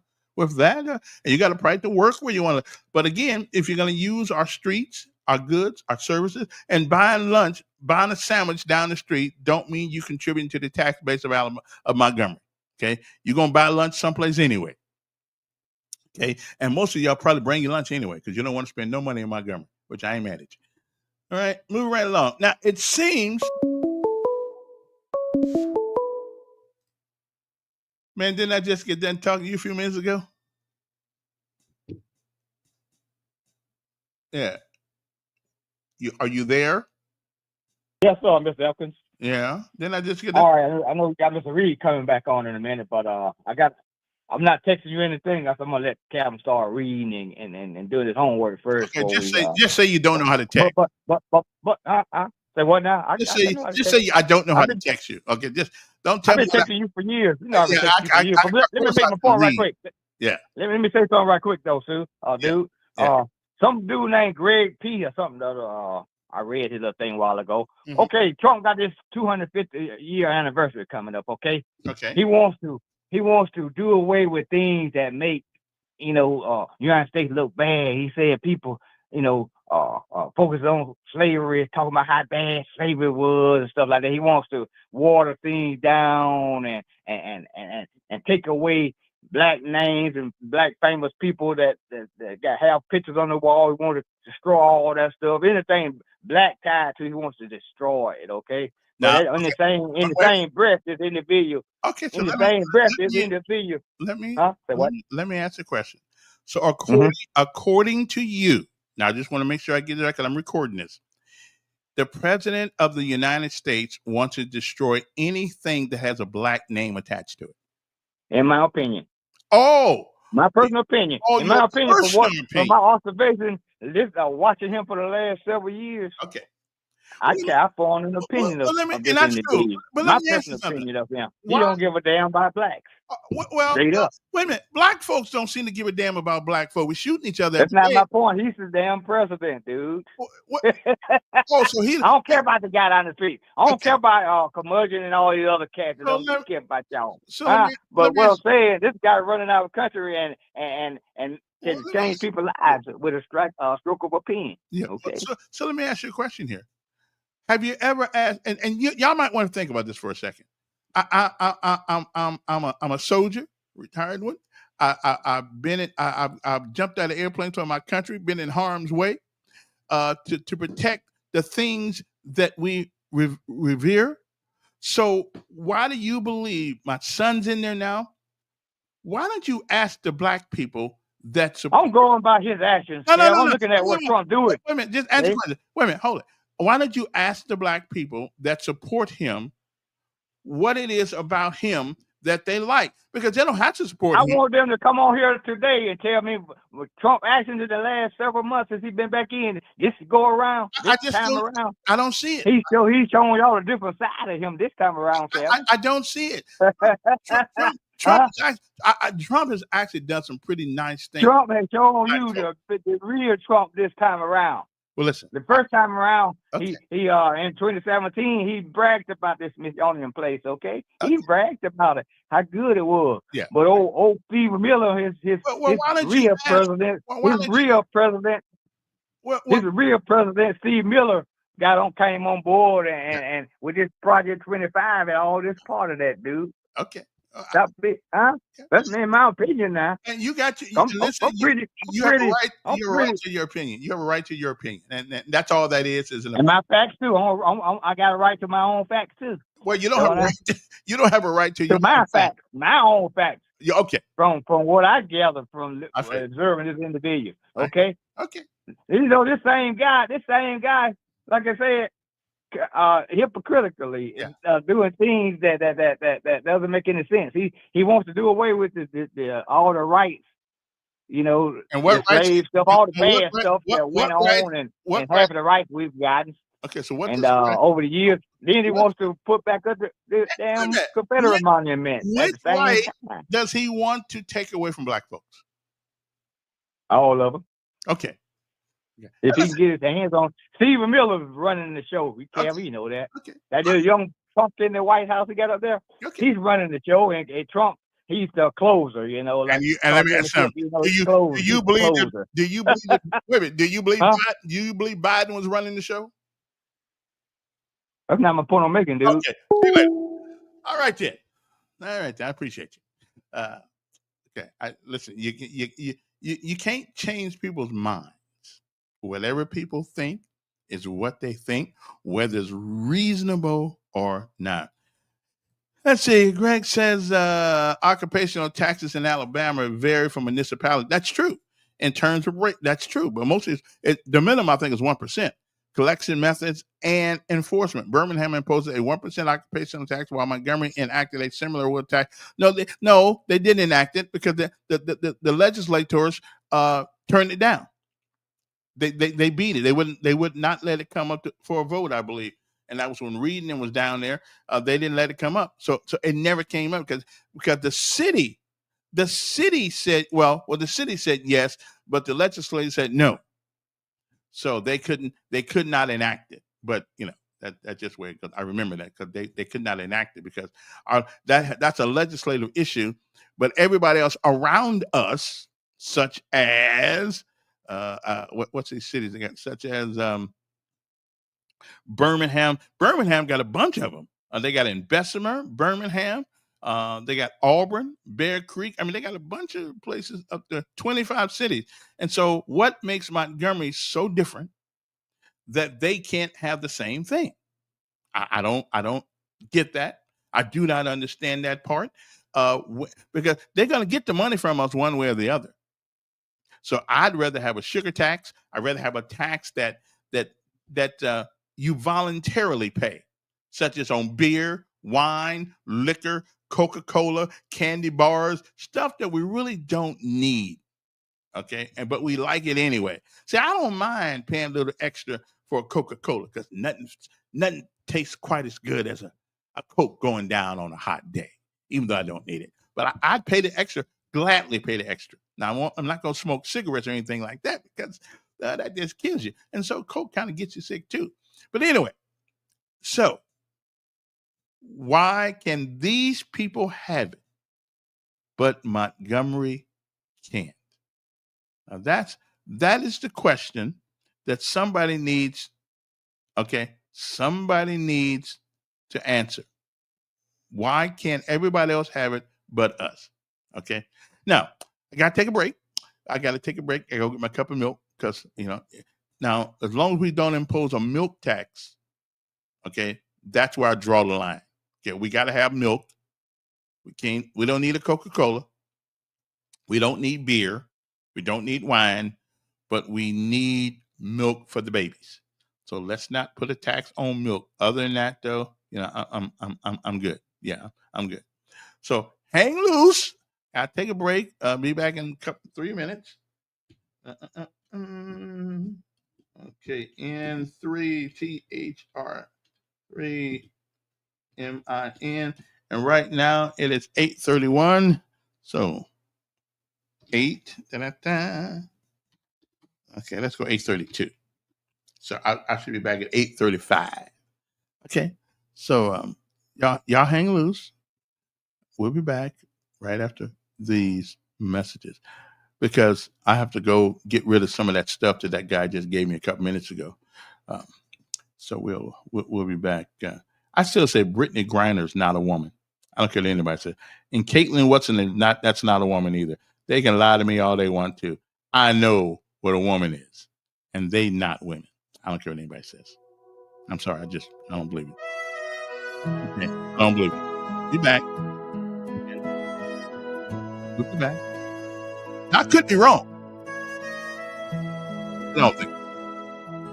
In the quiet of the morning light, hands raised high in pure delight, thankful whispers in a gentle breeze, grateful heart with such sweet ease. Thank you, Lord, for every breath I take, for the love that heals and the joy you make in the tapestry of life. I see your grace, every moment filled with your warm embrace.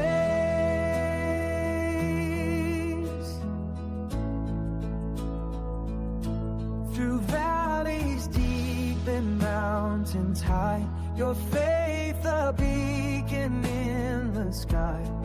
Every trial with lessons wrapped tight, in every shadow you are my light. Thank you, Lord, for the laughter and tears, for the strength you give in all my fears. In the rhythm of my heart, I hear your call. With grateful songs, I rise above all. Through storms that rage and skies of blue, each day I wake and I choose you. In every heartbeat, in every prayer, thankful for life and the love we share. Alrighty then. Me and Harold. There goes Reed.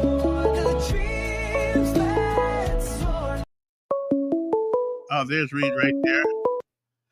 Commissioner. I mean, Representative. How you doing, brother? Pretty good. Now listen, you're on my podcast. You didn't know I had a podcast, did you? No, I didn't know yet. Well, you're on it. You're my guest for the moment. But I had a question to ask you. Okay. Yes, sir. And the question is, why we got 25 cities in the state of Alabama that has an occupational tax? Why is it you guys are reluctant to let the city of Montgomery have one? Well, there's been a lot of efforts by several House members to do away with an occupational tax altogether throughout the state. But there are several cities that have bonds levied on that money, and so we were unable to start taking it off until we figure out a better plan. We think that that's a really unfair tax on the people that may live in the unincorporated area or may live in another municipality that have been hired by a company, and you're going to pay them to work in that municipality. It's really a hardship tax. They're making ends meet best they can and having to get a job, and they're already taking out so many other taxes on them, and now you're going to charge them just because they don't live in the city of whatever city, Montgomery, Well, and so it's really, and a lot of the manufacturers like Hyundai don't want it. So we are trying to attract economic development and more economic development, and it's a burden on the manufacturers trying to hire somebody. Hey, I don't want to get a job there because they're going to have to take out taxes on me for just working in there. So I'm not going to do that. So it's not a win-win by no means. And you, as you see, the city of Montgomery is not hurting for money. They've increased their budget, $6 million? Right, but that money's going to have to come from someplace, and it's going to come from us.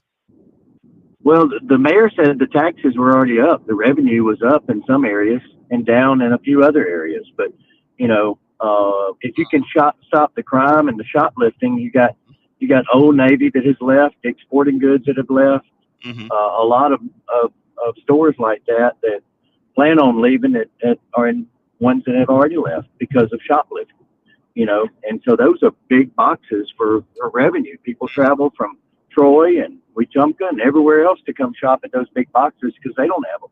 And now you're taking that store away, and those people aren't coming here and spending money. Well, I hate. So would you support what we traditionally call a sugar tax on things that like candy bars, sodas, beer, tobacco, whatever? Well, I got a bill. I'm fixing to do an interview, and you're welcome to come to the State House at 10 o'clock. Okay. And get part of that of this WSFA. I'll let you in on the same one. It's something related to that, and it's going to be a big story. Okay. And it's at 10 o'clock in my office on the 4th floor. Okay. Well, I'll do my best to make it. And it is, when is your podcast? It's on from 7 to 9, Monday through Thursday. Okay. Yeah. Right. What are you on a break right now, or are you just? No, I'm talking to you on the air. Oh, okay. Well, good morning, everybody. Good morning. So anyway, I'll go ahead and tell you, since you're on the air, that this is on SNAP, as you've heard throughout the country. Right. Florida's done it. I think 14, 15 other states have done it. This is probably one of the most aggressive ones. Mm-hmm. So this bill is HB 31, and it would be to where you could not buy a candy bar, you cannot buy a soft drink, you cannot buy an energy drink, and you cannot buy a pre-prepared dessert like honey buns and stuff like that. Right. I'm all for it, actually. I think it's. I mean, we give you SNAP because you don't have the means by which to, at least according to the information that you give the people that give SNAP, you need help providing these things for your children or older people. I don't have a problem with that. You don't need to be, but I mean, you go to the store these days and people are eating better than you. You're working every day. That's right. So I don't think most of us would be all really upset. And in other words, use the money for what it was for. Use the product, use the benefits for what they're for, and that should provide nutritious meals for your kids and yourself, hopefully. Yeah, I don't. Well, let me tell you something. Let me tell you what stimulated this. So I had an intern, a minority intern, super smart guy, and I had him doing some research, just challenging him. Said, "Tell me the growth. I want to know the growth, and I want to see a graph of the population of the state. I want you to go back 40 years, and I want to see the longevity of the state as far as life expectancy of the population of the state." And so in his research, we have started a committee with David Thrasher. The speaker is in on it. The governor's been in on it. And they have put together a committee, the speaker has, to see if we can stop the problem that we've got with the short live, or the life expectancy in the state of Alabama. It's we're the third worst in the union because of our eating habits is one, infant mortality, lack of health care in the Black Belt and the rural areas. And there's a lot of things that we're working on. We're drilling down to it. We're meeting every week with really smart people, doctors, professors, people at UAB, the health department, and we're gonna climb that mountain and get these people healthy. I mean, it's sad that what we have done to the population of Alabama of abusing health care and stuff like that. So this is going to be a big task. It's going to be coming out soon, but that's part of this legislation that we're going to see what we can do about getting people healthy. Well, it sounds good. I'm still a little bit. I'm not totally on board with denying Montgomery the right to have a commuter tax when everybody else gets. Well, 25 other cities get it, but okay. Well, let me ask you this. Let me ask you this, Kevin. Yeah. Would it be fair for the people to vote on that in the unincorporated area? Because that's the people that's going to be affected. The people, if you're going to do an occupational tax, it's the people that are in the incorporated area that would have an opportunity to vote. Well, now I will say that I believe that Americans ought to be part of the process of legislation, and if I'm all right if we put it on the ballot, and then see if it stands on its own. Because 25 people around you with the ability to do it, and then you tell us we can't, and all these people come into Montgomery every day and give us a finger on the way out because they use our streets, they use our resources, and those streets got to be paved. From what I understand, it costs about $500,000 to pave half a mile of road. So I mean, listen, they use the roads too. Kevin, I hear your argument, but also on the other spin of that, those people are buying lunches, they're buying gas on the in and way out, and the state has put so much money in, most of the time 75 to 80% on match money to get those jobs there, and a lot of it on those jobs are state jobs. What is it? I'm pulling a number out of the hat, so I don't know. It's I think a lot. 50,000 state employees. It's a lot. Yeah.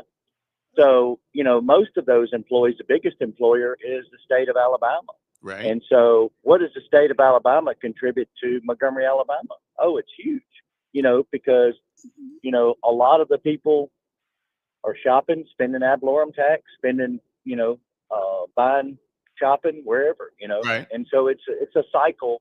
You can't, it's like trying to control, I don't want to say this, but it's kind of controlling fire ants in your yard and not controlling them in the other. You're going to tell them that you can't get in that yard. You know what I'm saying? I mean, it's just like, I don't know, that's a bad analysis, but, it's hard to say you're going to build a kingdom and you want everybody to come. But you're going to charge the ones that don't live here. So it's just unfair. And again, if we did away with all of them, then my mouth is shut. I don't care. But to give some and not give the others, there's just something un-American about that, I think. But I'm just saying. Well, let's reduce the sales tax and then put an occupational tax.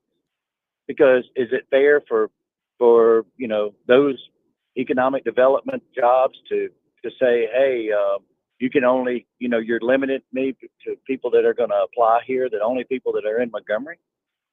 It's just an argument that I don't think that. Yeah, you make a reasonable argument, and I don't.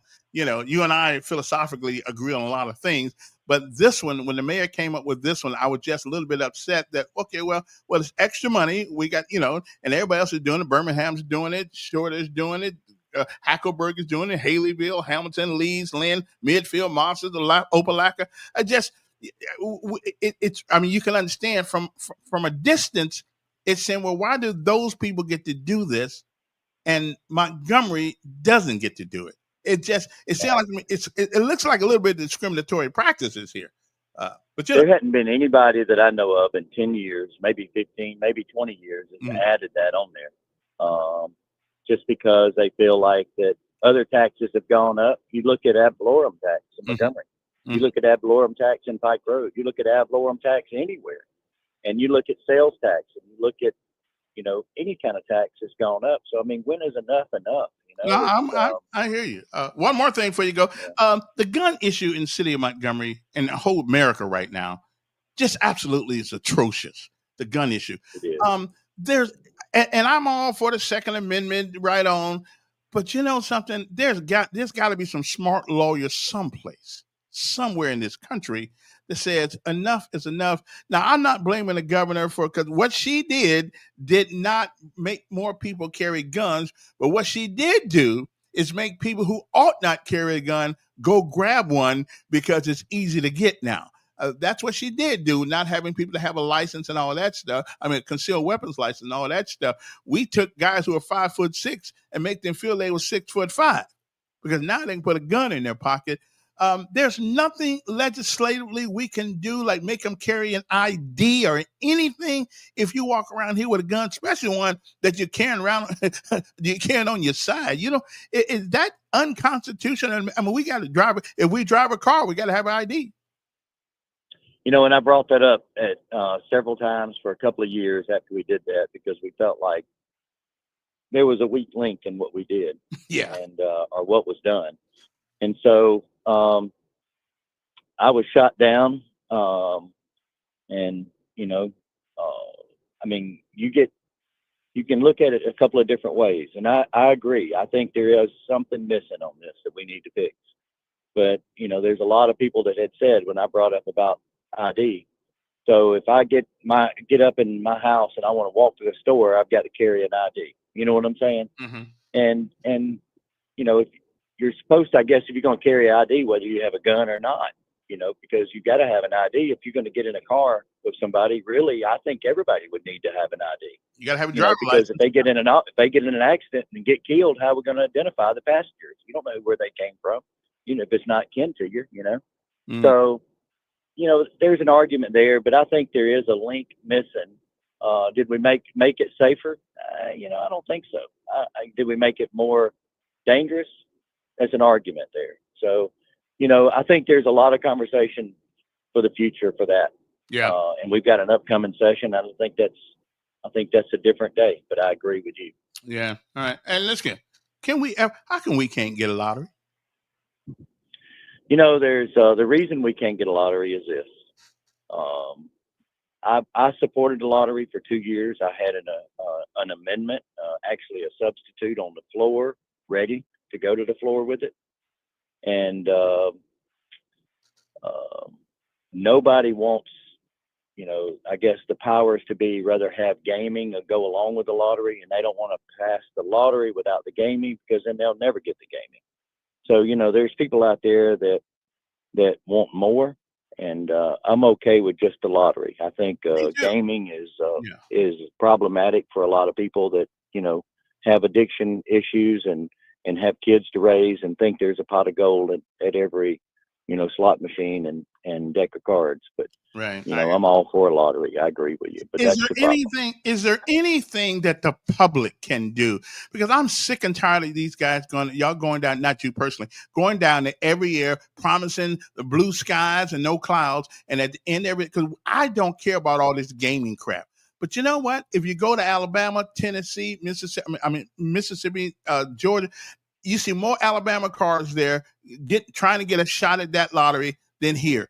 It just seems. Well, I'm driving down the road and I'm looking at 3 lottery tickets that I bought in Hogansville, Georgia. So, I mean, I agree with you. So I'm trying to win that $600 million pot of gold at the end of the rainbow. Is there anything that people can do to because they can call their representative and tell them that they want a lottery only. And that's a good start. That's a good start. Okay. And I'm just one more thing, then I'll let you go. I know you didn't expect me to call you this morning. Do they still work for us? Do the legislative body still work for us? So we're trying to who they work for. I have to say that this legislative body we've got now, Republican, Democrat, under the leadership of the chairman we have, the speaker we have, right. I think is some of the best leadership that we've ever had and the most fair. It is for the people and not for the party. And I just think that The governor's done a good job on a lot of things. And I think that the speaker's done a good job the last 3 to 4 years. And I think that people are down there doing their job for the right reason. I really I'm only do, for the asking. biggest part of it. I'm only asking because at the last survey, around 70% of the people in Alabama want the lottery, and we Right. Want lottery, and I'm all for it. That's the reason I had a substitute on the floor to kill the gaming and bring the lottery. So who do they But work the for? gaming is, I mean, you just tell me they for the people. Well, most of the people want it. How come we can't get it? well, hold on now. So hold on. So when you have a lottery and a gaming bill, and the sponsor does not want to accept an amendment on a bill, then he just drops the bill on the floor and never lets it come up for a vote. He carries it over.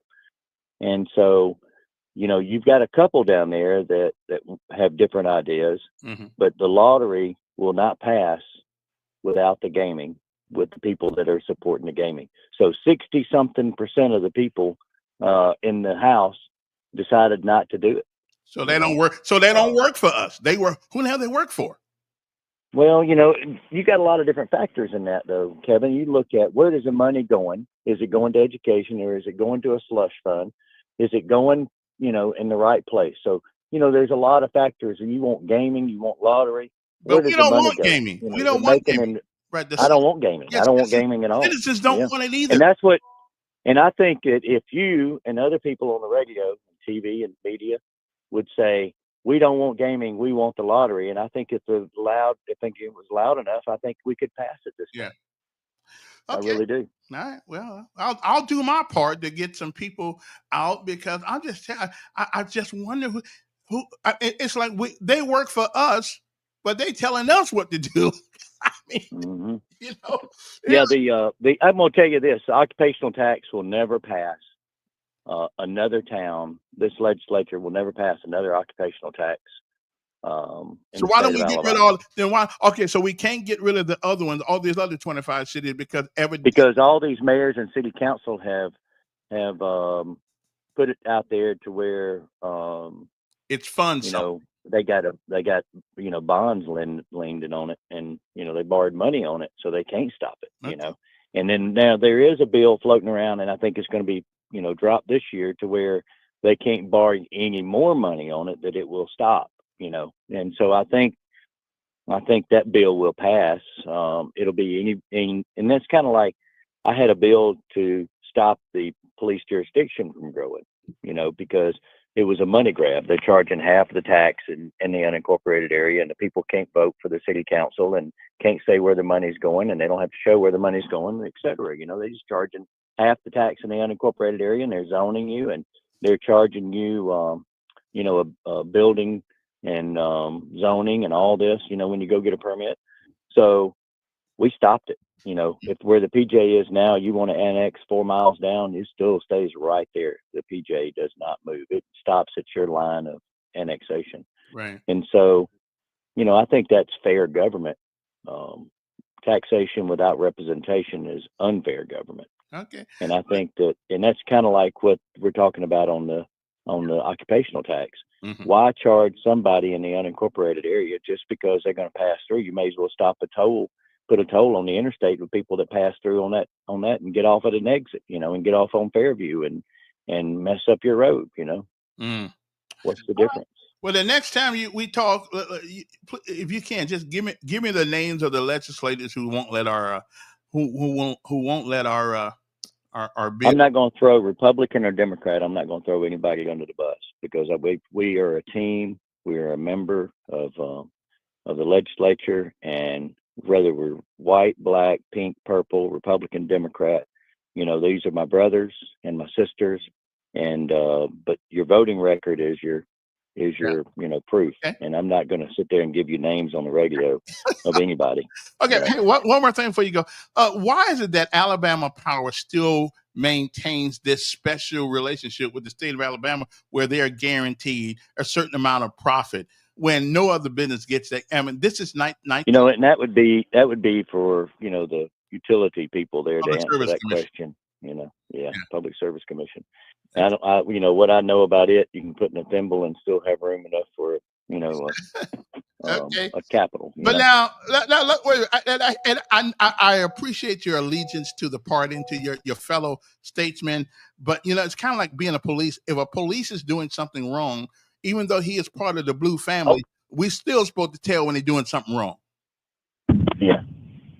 Well, and if you could repeat that, my Bluetooth went out. So what did you say? I said when two police officers are on scene and they both belong to the body of blue, but if one police officer is doing something wrong, he's still supposed to be told on by the party by the other police officer trying to do the right thing. So in the legislative process, even though I hear what you're saying, you don't want to bust them out. Yeah, but Kevin, what I think is wrong and what they think is wrong is different. We all have a matter of an opinion, and you may think that because they can't pass the lottery is wrong, but you may have somebody up there that is super religious, and their religion doesn't want them to pass any kind of gaming. So I can't say what is wrong to me. Nobody's broke the law, that's for sure. Well, that's true. But we do like to know that we realize you guys are a team, but we're on the team too. Right. I get it. Okay. And, y'all put us here. My voting record is very clear. I have voted against the gaming, and I would vote for a lottery. But the gaming itself for casinos to be up and down the interstate is just not what I think the country needs. The state needs to see. Me either. All right. Well, listen, Reed, thank you very much. But you showed a lot of courage today because even though you found out you was talking to the people, you didn't say, I got to go. So I appreciate that. Yes, sir. Yes, sir. Well, I appreciate what you do and keeping the people informed. Hey, how's Sweet Creek doing? We're doing good. Thanks. Yes, sir. It's been a busy summer. I'm slowing down a little bit now, and I'm kind of glad we can get some things done. A lot of the tourists are staying at home and getting the kids back in school, but the local people are taking care of us, and we're keeping people employed. We came through the summer with. Tell people where you're located at, and Sweet Creek is your. Tell a little bit about Sweet Creek. I'm gonna give you a free spot here. Tell a little bit about Sweet Creek and where you're located. Well, God, 10 years ago said, Reed, go open up a fruit stand, and we opened it up at 85 Meriwether Road, which actually it faces 231 South and Pike Road, and we're 2 miles from Taylor Road, and it's kind of revolved into a full-blown restaurant, farm-to-table restaurant, and we grow a lot of produce here. We grow squash, zucchini, okra, pumpkins, and etc. But we have a lot of local farmers that bring stuff in, and we have a lot of local products, and we boil peanuts every day, and we have fresh meat, we have local meat, we have ciders, we have peaches, we have anything you can think of, and it's actually a learning center for the kids. We have chickens that run around, we have peacocks, turkeys. Come see us, and we would love to say hello. It's a great place to come out to, as a matter of fact. I'm out there often, so it's a great place. Reed, thank you, sir. I appreciate it. Keep up the good work, but let's get that lottery pass, okay? We'll work on it. Yes, sir. Thank you. All right, man. Bye. Well. You see, that's wonderful to know everybody. See, you just call them up and you just get them, talk about things. Well, listen, my time is about up right now, but I'm going to redo this later on today. So we'll be able to, it'll be this afternoon sometime. We'll replay it and let people listen to Reed or anybody and any of the other callers that entertained us this morning. All right. So remember what I always say every day before I get off the air. It is not the falling down that makes you strong. It is getting up every time you fall. That's where your strength comes from. So if you go down, get right back up. Keep getting up. Don't ever quit. Don't ever, ever quit. We'll see you. Have a great day. I got to head out to the VA now. I'm getting old. I got old. Morning.